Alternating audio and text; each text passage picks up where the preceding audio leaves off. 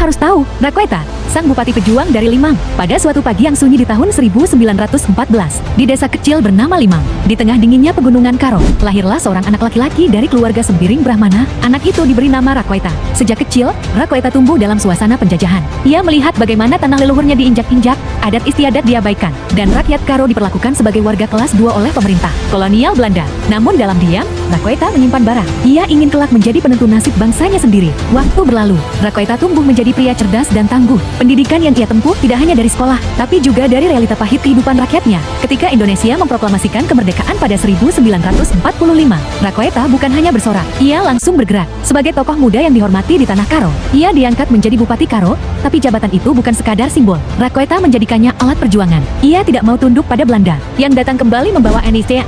Ia menggalang kekuatan rakyat, menyusun strategi pertahanan, dan memimpin langsung perlawanan di barisan depan. Bayangkan, seorang bupati mengenakan pakaian sederhana, berjalan kaki dari desa ke desa, membakar semangat rakyat Karo agar tidak menyerah. Ini tanah kita, kalau kita tidak mempertahankannya, siapa lagi? Katanya suatu malam di depan para pemuda. Tak hanya gagah di medan pertempuran, Rakweta juga piawai dalam diplomasi. Ia menjadi penghubung antara pemerintah, pusat, dan masyarakat Karo.